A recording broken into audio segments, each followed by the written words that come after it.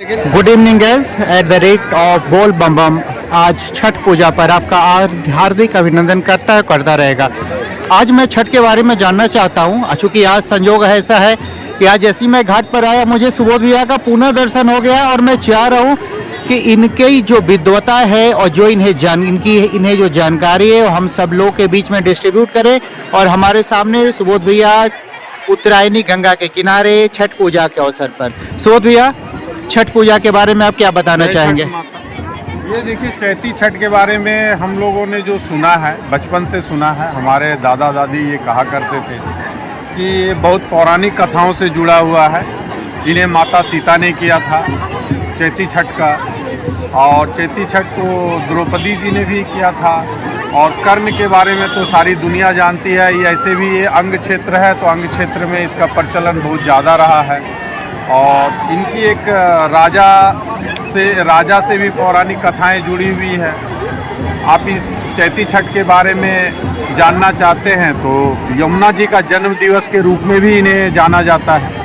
यमुना जी पृथ्वी पर अवतरित हुई थी ये चैती छठ के समय में ही। तो ये चैती छठ संतान प्राप्ति के लिए लोग करते हैं और बहुत ही लोग आस्था का पर्व है। जिस तरह कार्तिक छठ मास में होता है उस तरह से सारा 4 दिन का ये त्यौहार है। और ये निर्जला व्रत है, बहुत कठिन व्रत है, लोग इसे करते हैं। अच्छा, इसका प्रारंभ कब से हुआ सुबोध भैया? कब से किया जा रहा है छठ? प्रारंभ तो इसे आप माता सीता जब की है तो रामायण काल से ही आप देख सकते, त्रेता युग से मान सकते हैं। त्रेता में हुआ, द्वापर में हुआ, कर्ण का उदाहरण है, द्रौपदी का उदाहरण है, उसके बाद राजा का उदाहरण है। तो बहुत सारे उदाहरण हैं, आप गूगल पे इसे देख भी सकते हैं। हमें जो जानकारी है, जो दादा दादी से सुना है हमने, वही आपको बता रहा हूँ। अच्छा, तो छठ में तो सूर्य की पूजा होती है, लेकिन छठी मैया कौन है? छठी मैया सूर्य देव की बहन है। ये ब्रह्मा जी की मानस पुत्री है। अच्छा। और ये सूर्य देव की बहन है जी। आत्मा षष्ठी देव का है, लेकिन शरीर सूर्य देव का है जी। और इस वजह से दोनों की पूजा एक साथ होती है। अच्छा, कुछ राजा के संबंध में कोई कहानी हमने सुना था। हाँ, एक कोई राजा थे जिनको संतान प्राप्ति नहीं होती थी, और जब उनको कोई यज्ञ के द्वारा जी एक यज्ञ से खीर मिला था, वो खाने के बाद जब उनके घर में संतान पैदा हुई तो वो भी मृत्यु हुआ था जी। और जब वो उसका दाह संस्कार के लिए जा रहे थे जी, तब वो जो है कि मतलब माता षष्ठी ने उनसे कहा कि तुम मेरा नियम पूर्वक इस व्रत को करो जी, और आपको संतान की प्राप्ति होगी। और उसके बाद उस राजा ने नियम पूर्वक इस व्रत को किया।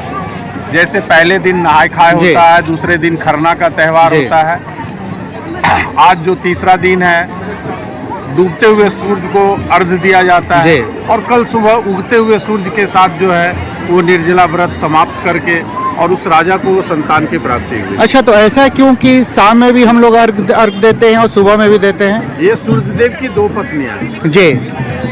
एक का नाम छाया है और एक का नाम शायद संज्ञा क्या है? हाँ, शायद संज्ञा है जी।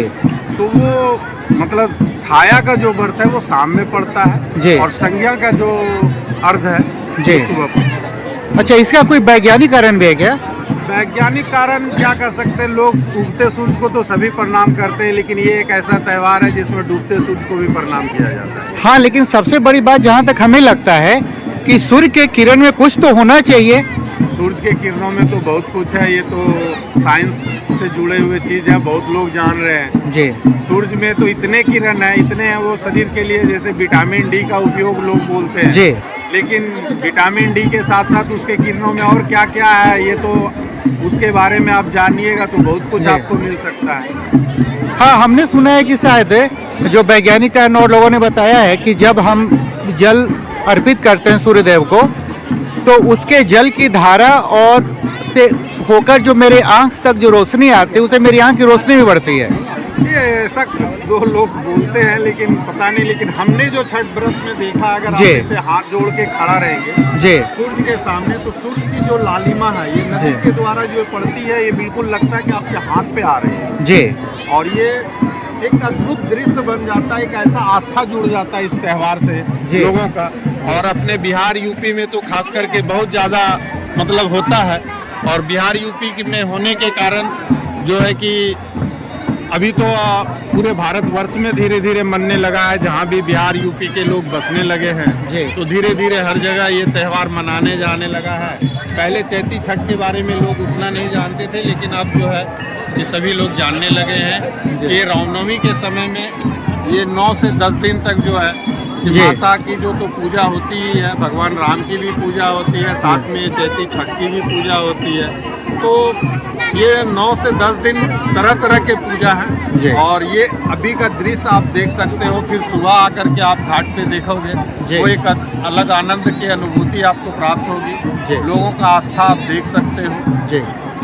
आप सभी अपने परिवार के सुख समृद्धि के लिए त्यौहार करते हैं, व्रत करते हैं जी। और अपने परिवार से जुड़े। अच्छा, अभी आपने पहले जो हमें बताया कि जैसे यमुना जी का आज ही के दिन अवतरण हुआ था धरती पर, तब तो यमुना का संबंध वृंदावन ब्रज से है, तो वहाँ भी छठ पूजा होती तो होगी। ये निश्चित होती हुई तो यूपी का देन है, तो यूपी में भी छठ होता है, ऐसा थोड़ी है। अच्छा, जहाँ तक हमें जहाँ तक जानकारी है कि बिहार में शायद सीता जी का संबंध जुड़ा था। हाँ, मुंगेर में जो है कि सीता जी ने छठ व्रत किया गया, जी। छठ व्रत किया था जी। जिस समय वो वनवास में थी। जी। तो वो अपनी सुख समृद्धि के लिए, अपनी पति के लिए जी।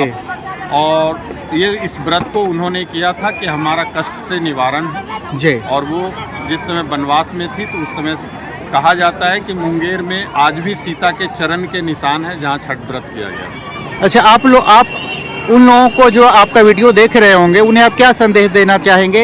ये आस्था का पर्व है, आप हमारे साथ जुड़े और इस तरह बोलबम एट द बोलबम को ये कहेंगे, थैंक्स कहेंगे, धन्यवाद कहेंगे, क्योंकि ये हमेशा कुछ न कुछ ऐसा चीज़ लाता है जो हमने अपने वीडियो में देखा है और उसके बाद ये जब भी जिस जगह मिलते हैं तो हमें एक अलग लगता है कि हम आम लोगों से जुड़ रहे हैं, जो हमारे वीडियो को देख रहे हैं वो उन लोगों से जुड़ने का हमको मौका मिल रहा है। लेकिन एट द रेट ऑफ बोल बम का कहना कुछ और ही है, उनका टारगेट आप है, चूंकि आपका प्रोनाउंसिएशन इतना बेहतर है, नॉलेज इतना है, जो कि नॉलेज सभी को है सर, सभी आज के डेट में पटना और जमशेदपुर होते हुए वहाँ तक वो पहुँच जा रहे हैं, बहुत बड़ी बात है। ये तो मतलब एट द बोलबम का बहुत बहुत धन्यवाद है कि जो हमें अपने साथ जोड़े। मैं भी उनका एक फॉलोवर हूँ और मैं उनका बहुत तहे दिल से शुक्रिया करना चाहता हूँ एट द बोलबम का, और लोगों से भी कहूँगा कि आप इस वीडियो को देखें।